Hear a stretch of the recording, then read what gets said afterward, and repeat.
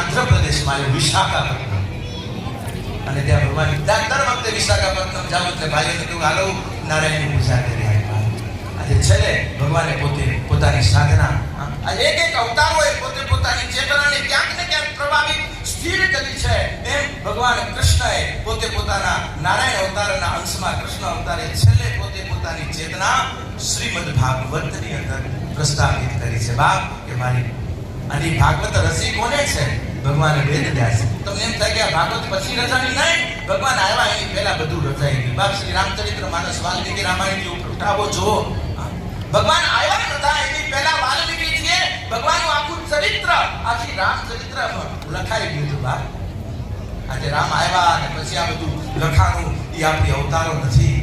કૃષ્ણ ગયા એની પહેલા શ્રીમદ ભાગવતની રચના થઈ ગઈ હતી, અને છેલ્લે ભગવાને જ્યારે સ્વધામ સીધાવા એને પોતાનું જે તેજ પુંજ શ્રીમદ ભાગવતની અંદર પ્રસ્થાપિત કર્યું. એટલા માટે ભાગવતના સથવારે મૃત આત્માને પણ ગતિનો અધિકાર શ્રીમદ ભાગવતને છે. એટલા માટે આજે ભાગવતો કરવી પડે. ભાગવતના સનિધે આપણી સનાતનની મૂળ ધરોહર તરફ આપણે આગળ ગતિ કરવી પડે. આપણા એક સાધનો, આ એક આપણા સિદ્ધાંતો, આ એક આપણા ઉપાસનાના જે પૂંજો છે ને, આ બધા પૂંજોનો આધાર સંસ્કૃત ભાષા છે, આપણી માતૃભાષા છે. માટે બાપ શીખજો, ભણજો, બહુ શીખજો, બધા દેશની ભાષા શીખજો. અને હું તો એમ કહું કે યોગની ભાષા શીખજો. બરાબર, હું છોકરાઓને બધા ભેગા કર્યા. માસ્ટર સાહેબ કે હાલો આજે બધા આંગળી ઊંચી કરો. જગતમાં એવું કોણ છે કે વધારે જગતની ભાષા સાંભળતો હોય ને સમજતો હોય એવું કોણ? ઈ કે બીજા એક છોકરો ઉભો છે, ઈ કે સાહેબ કહો, ઈ કે હા કે બીજાની ખબર નથી, પણ અત્યારે વર્તમાન સમયમાં યુપીના મુખ્યમંત્રી યોગી આદિત્યનાથજી ઈ જે ભાષામાં જે સમજે એને સમજાવી રહ્યા છે. એટલે એના જેવો કોઈ ભાષા બીજો જાણવા વાળો નથી. અને જરૂરી છે બાપ, જરૂરી છે આ બધી ભાષાઓ. આજે ખાલી માળા લઈને બેસો બાપ, કાલ સવારે આજે તમે વિચાર કરો, આજે તમે તમારા આપસી સંઘર્ષમાં બેઠા છો, આજે તમારી તાકનો લાભ લઈને બેઠા છે. આજે જ્યારે બે હરણિયા બાજતા હોય, એને ખબર નથી અમારો કાર અમારી ઝાડની પાછળ જ ઉભો છે, અને ક્યારે ઝાપટ મારે ને ક્યારે ભીખી નાખે, પછી ભાગવાના સમય નથી મળતા બાપ. માટે આજે સમય આપણને કાંક કહી રહ્યો છે, જાગજો બાપ, માળા પણ ફેરવજો.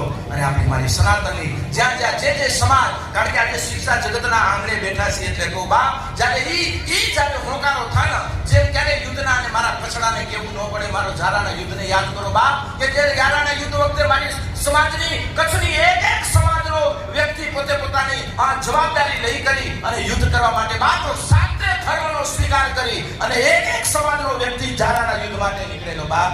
ઈ મારા કચ્છનો ઇતિહાસ. જ્યારે જેમ યુદ્ધનો ઈ સમયમાં રણસિંગું ફૂંકાણું અને મારી કચ્છની એકતા જેમ એક થઈ, જેમ અત્યારે ભગવતીઓને યાદ કરું, જ્યારે પાઉંગેરના યુદ્ધ વખતે આ કર્યો, આ સમયે જે યોગો, આ સંજોગો મારા કસડાને મળ્યા છે. ઈ કસડાને કહું કે બાપ, જ્યારે એકતાનો સંઘ ફૂંકાય ત્યારે નાદજાત મૂકી કરી એક થઈ કરીને આગળ વધજો બાપ. તમારી એકતાની ચેતનાને બતાવજો. હું પ્રત્યેક તાલુકા, પ્રત્યેક જિલ્લાઓમાં જઈ કરીને કહી રહ્યો છું અને કહેતા રહીશું કે બાપ, સમાજ વ્યવસ્થા આપણી એક છે, પણ આપણી રાષ્ટ્રભક્તિ, આપણી સમાજ ભક્તિ, આપણી બધી જ ભક્તિઓની જ્યોત ત્યારે જ જલહળતી રહેશે, જ્યારે આપણી બોર્ડર સુરક્ષિત રહેશે. અને બોર્ડરની સુરક્ષિત રહેવા વાળી આપણી રાષ્ટ્રભક્તિ અને રાષ્ટ્રભક્તિ પ્રત્યે આદર રાખજો બાપ. આ સાધન ખાલી સાધન નથી યાદ, આ સાધન ઘણું બધું છે, પણ એના પ્રત્યે આપણી જાગૃતિ રાખજો. આજે તો હમણાં ક્યારેક વાંચીએ, ક્યારેક સંતોના સાનિધ્યમાં બેઠા હોઈએ, ત્યારે થાય કે બાળકોને 18 વર્ષ પહેલા મોબાઈલ 16 વર્ષ પહેલા એને મોબાઈલ અડવા ન દેવાય.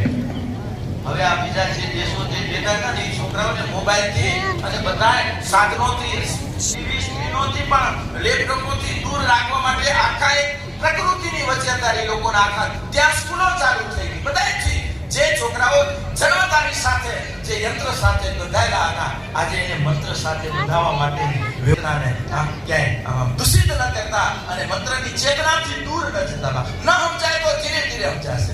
કાશીનું જે મહત્વ છે ને, એનાથી અનંત ગણું મહત્વ આપણા કચ્છના હતું. કારણ જે સિંધુની ઉત્પત્તિ અને સિંધુનું સંગમ ક્ષેત્ર, એટલે આપણે સિંધુના સંગમના પટમાં બેઠા છીએ. આ તો બસ હમણાં રસ્તામાં આવ્યા ત્યારે અમે વાજીભાઈ મારા જયંતિભાઈ આ વડીલો સાથે એ જ વાત કરી કે અમુક સમાજો એટલા બધા કચ્છ માટે વફાદાર છે, એમાં આપણો સમાજ પણ આવી જાય બાપ, એનો અમને ગર્વ છે. અને કાયમ આપણી વફાદારી આવા ઉત્સવોની દીકરા જયંતિભાઈ શ્રી પરિવાર આ બાપાઓ બધા ત્યાં વિજય કરી શકતા હતા, મુંબઈએ કરી શકતા હતા, પણ કચ્છની અંદર આજે પોતાની એક વ્યવસ્થા આજે નાના એવા ક્ષેત્રમાં બેવાવાનો આ સમાજ છે અને સમાજને માટે એક દિવ્ય અને ભવ્ય સંકુલ આજે ઊભું કરી અને આજે સમાજની વચ્ચે જ્યારે કાર્યબંધ છે અને પ્રગતિશીલ છે ત્યારે આ જ ક્ષેત્રે આપ પ્રગતિ સાધતા રહો અને આ ભૂમિથી આ સ્કૂલથી તૈયાર થયેલું બાળક આજે પોતાના જીવનના લક્ષ્ય સુધી પહોંચે અને પોતાના જે જીવનનો શણગાર છે એ સંસ્કૃતિના માધ્યમે દેશભક્તિના માધ્યમે અને પોતાની શિક્ષણના અનુસંધાને પોતાના જીવનના અનુસંધાનને પ્રાપ્ત કરે એ જ ભાવના સાથે મારા શિરવી પરિવારને અને દાદા પરિવારોને અને આપ સૌ અને આજે આ પાવન ઘડીએ પૂજ્ય માની પણ ઉપસ્થિતિ રહી અને એની સાથે આજે આ સાજા બોય ભૂદેવ પણ આજે ખૂબ આનંદ જશોક મહારાજ જે કથા અમે હતી આ પરિવારને મહારાજ સભાની હતા મહારાજ એ સભા મહેમાન આવ્યા છે તો ચાલો ને એના માટે ચા બનાવો, એટલે સુંદર ભેંસના દૂધની ચા બનાવી. ચાના બને કપ લઈને આવ્યા એટલે પુત્ર વધુ કઈ પિતાજી ચા પી લો. એમની સાથે મહેમાન બી હતા, એ પીવા લાગ્યા પણ બાપા પેલા રૂપિયા કરવા લાગ્યા. મહેમાનને કહ્યું દાદા પી લ્યો, તો માખી એટલે માસી પડશે નહીં, કાંઈ વાંધો નહીં, ચિંતા ન કરો. અને ત્યાં મને ઝઘડતી માસીઓ પડી. હવે આ દાદા ચા નહીં પીએ, રૂપિયા ગણી જ્યાં કપીને એક બાજુ મૂકી ત્યાં ભાઈ વિચાર કરી કે હવે આ ચાય પાછી જશે. બાપાએ એમાંથી માખી ઉપાડી મલાઈ સાથે મોઢામાં નાખી મંડે ચૂસવું. હવે આવા મક્ખી જ્યુસની પાસે આપણે જો દાન લેવા જઈએ તો એ આપણો ઉદ્ધાર થાય નહીં. જ્યારે જીવનની અંદર ઈશ્વરે આપ્યો થોડામાંથી થોડું આપો, ખૂટ્યું ના ખૂટનાર, ધર્મ કરો તો ધરણી ઘર ભરી દેશે ભંડાર. ભંડાર ક્યારે વરાયેલા રહે કે જ્યારે આપણે વાપરતા હોય. તો એટલા માટે સંતો આપણને કેવી રીતે વાવવું, કેવી રીતે જીવનમાં આપણી લક્ષ્મીને સદમાર્ગે વાળવી એ માટે હંમેશા બતાવતા હોય. ક્યારેક તો માણસોના વિચારોને જોઈને હમણાં ભાઈશ્રી જ્યારે કહ્યું કે અમારા દાદાએ અમારા પરદાદાએ આ સત્કર્મ કર્યું છે ને કેટલાએ આ વસ્તુનો અનુભવ કર્યો છે. જીવનની અંદર લક્ષ્મીને વાવવી, લક્ષ્મીને વાપરવી અને લક્ષ્મીને વેળવવી એ આ ત્રણ.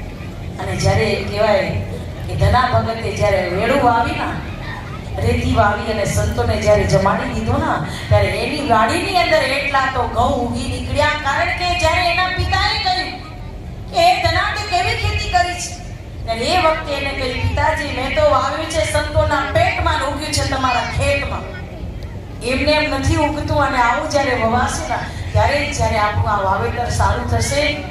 અને જે તત્વને માટે જે આપણે આ સ્કૂલની અંદરથી કંઈક અભ્યાસ પ્રાપ્ત કરી. હમણાં બાપુએ કહ્યું કે જ્યારે ક્રિશ્ચન સ્કૂલો જ્યારે ચાલુ થવા લાગી અને આજે ગુરુકુલો જ્યારે ચાલુ થતી હોય ને ત્યારે એના સંસ્કારોમાં ઘણો ફરક પડે છે.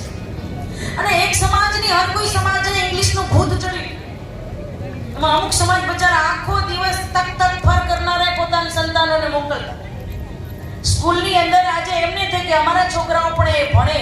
હર કોઈ સમાજને ઇંગ્લિશનું ભૂત હતું. પણ મોદીજી જ્યારે આવ્યા ને અને એ મોદીજીએ જ્યારે આપણી દેવ ભાષાને પ્રગટ કરાવી લીધો તો લગભગ બ્રાહ્મણો જ્યારે વેદ મંત્રો બોલતા હોય, બ્રાહ્મણો જ જ્યારે સંસ્કૃત ભાષાના શ્લોકો બોલતા હોય, આપણે કોઈ દિવસ બોલતા નહીં. અને થોડુંક બધા એવું ભૂસું બી ભરાઈ દીધું કે મંત્ર બોલતા ભૂલ થાય તો એનું ફળ વિપરીત મળે છે. પણ જેને ખોટા કર્મ કરવા હોય ને એ જ્યારે એવા તૂત કર્મ કરવા માટે મંત્રો બોલ્યા હોય ખોટા તો એને એવું ફળ મળે. પણ આપણે તો કંઈક પ્રાપ્ત કરવું છે, આપણી નિખાલસ ભાવના છે. અને સાચી ભાવનાઓના કારણે જ્યારે આપણે દેવ ભાષામાં જ્યારે માતા દીકરીઓ જ્યારે શ્લોક બોલવા લાગી તેમજ કેન્દ્ર સ્થાનમાંથી જ્યારે આજે સંસ્કૃતના શ્લોકો શીખવવાનું બેનો ચાલુ કર્યું છે. 15મો અધ્યાય કે 12મો અધ્યાય ભક્તિ યોગ હોય. પહેલા જીવનમાં ભક્તિ હશે ને તો સર્વ પ્રાપ્ત થશે, નહીં તો ધીરે ધીરે આપણી જીવનમાંથી ભક્તિ દૂર થઈ જશે. અને ખાલી નહીં તો ઘણી વખત જ્યારે ઇંગ્લિશ ભણેલા પૂછ આજે પૂજા કરવી છે, મહારાજ જ્યારે પૂજા કરવા માટે બેસાડે ત્યારે એમ કે તમારા ગોત્રનું નામ બોલો. ગોત્ર મીન્સ ગોત્ર એટલે શું? તો એ અમને ખબર નથી.